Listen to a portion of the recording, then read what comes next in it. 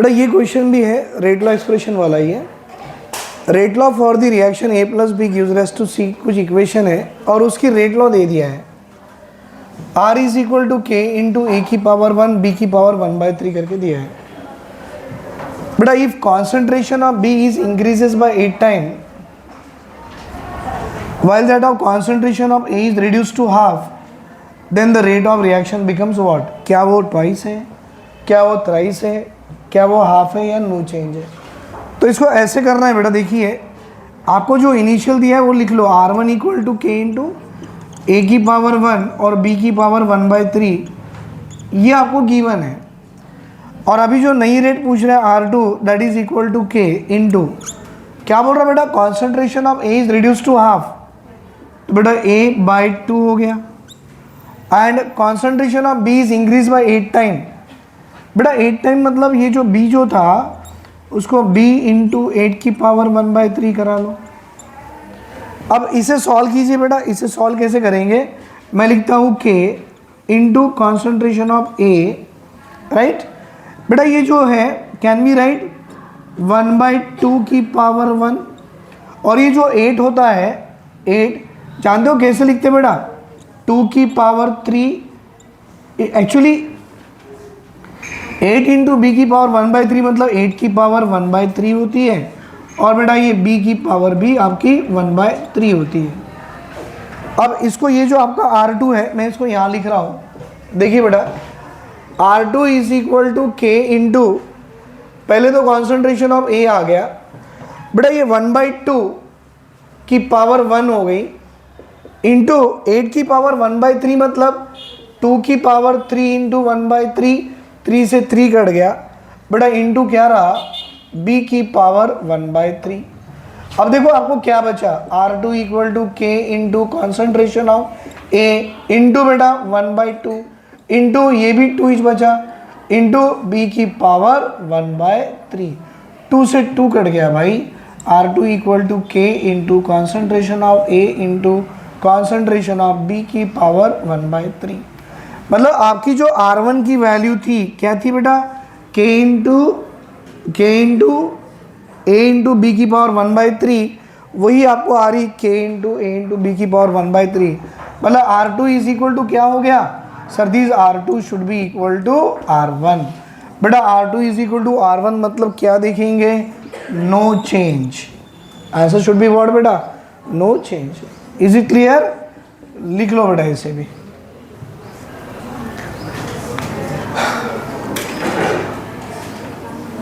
समझ में आ गया ना ये वाला, राइट बेटा लिख लो इसे। अब देखो और एक अच्छा सा क्वेश्चन है उसी से related, it is observe for this reaction 2A plus B gives rise to product that the order of reaction is 2 with respect to A and order of reaction B 0 with respect to B. Concentration of each species is increased 4 times.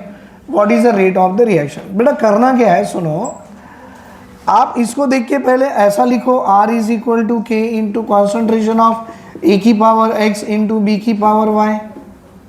अब आपको ये statement already दे चुका है तो मैं इसको R1 is equal to के into concentration of, बेटा देखो order of reaction 2 is with respect to A की पावर 2 आ गई and 0 with respect to B मतलब B की पावर 0 आ गई, राइट। अब बोल रहा है what is the order of the reaction when the concentration of each species is increase by how many time, 4 time. तो अगर एक एक स्पीसीज की कॉन्सेंट्रेशन को 4 टाइम बढ़ा लो, what is the new order, तो आप लिखो R2 इक्वल टू के इंटू कॉन्सेंट्रेशन ऑफ, बेटा A बिकम 4A की power 2 and B become 4B की पावर 0। क्या मैं इसे ऐसे लिख सकता हूँ, दैट इज 4 की पावर 2 इंटू A की पावर 2 इंटू 4 की पावर 0 इंटू B की पावर 0। भाई आपको मालूम है R2 is equal to 4 into 4 16, क्या रहा बेटा K इंटू A की पावर 2। अच्छा 4 की पावर 0 कितनी होती, 1 और B की पावर 0 ऐसा ही लिख दो। आपको मालूम है K इंटू A की पावर 2 एंड B की power 0 is a value of what, R1।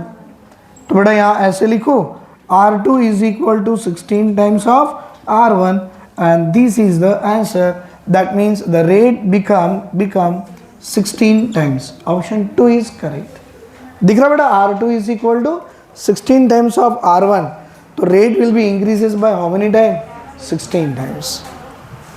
आया समझ में?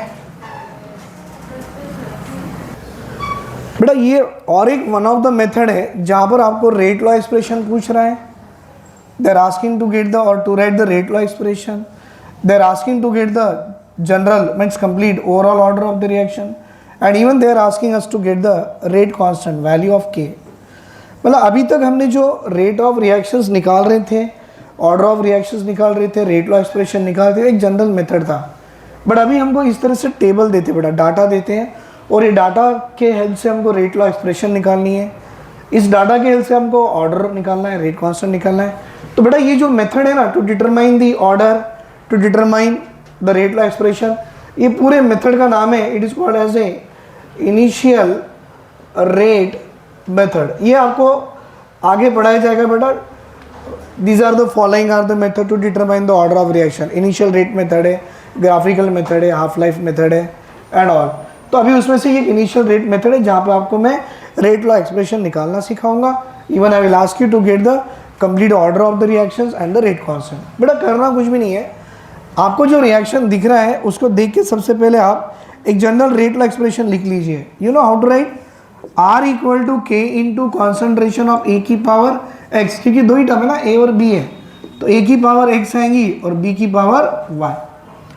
अब बेटा ये पहला एक्सपेरिमेंट ये वाला है, पहला एक्सपेरिमेंट.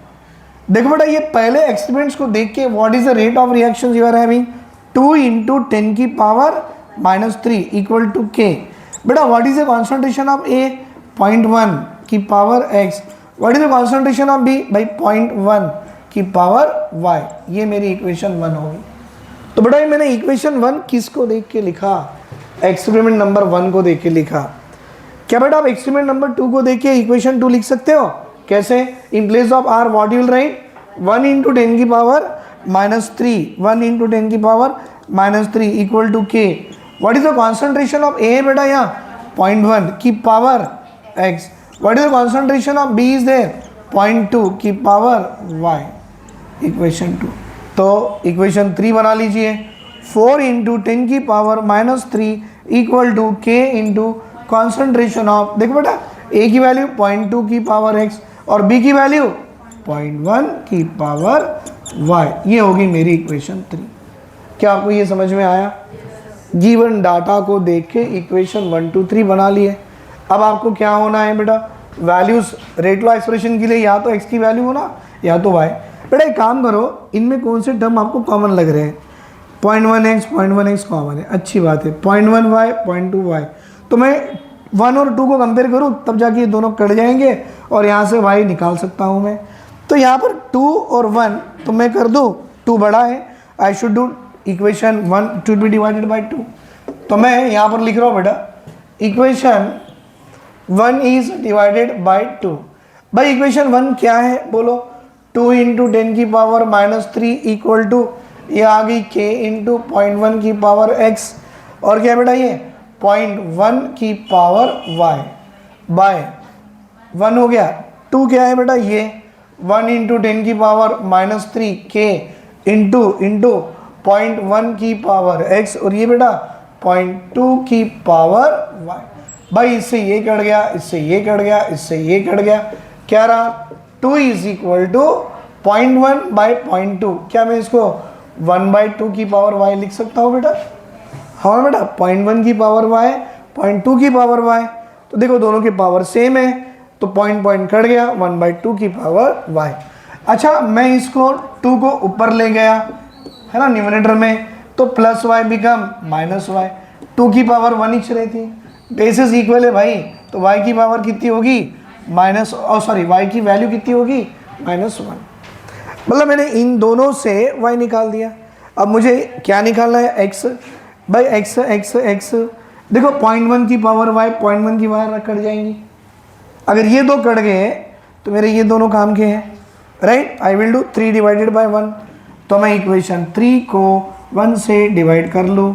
इक्वेशन 3 मेरी ये है 4 इंटू 10 की पावर माइनस 3 इक्वल टू के इंटू बेटा 0.2 की पावर x 0.1 की पावर y बाय 1 ये रहा 2 इंटू 10 की पावर माइनस 3 k इंटू 0.1 की पावर x और ये आ रहा 0.1 की पावर y।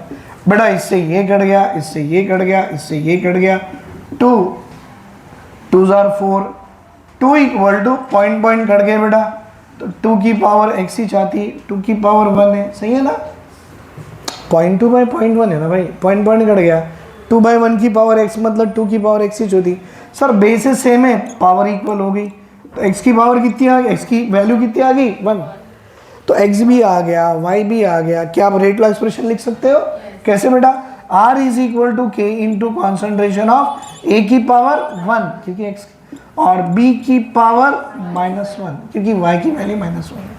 अच्छा ओवरऑल ऑर्डर बेटा n is equal to sum of the power of the concentration term by 1 - 1 equal to 0, 0 order भी होगी। सर रेट कांस्टेंट k निकालनी है, बेटा k कैसे निकालते सुनो मैं बताता हूँ। आप ये इक्वेशन 1 2 3 से कोई भी एक इक्वेशन उठा लो, मैं इक्वेशन 1 उठा रहा हूँ, ध्यान से देखना, रेट कांस्टेंट के लिए मैं इक्वेशन 1 को उठा रहा हूँ।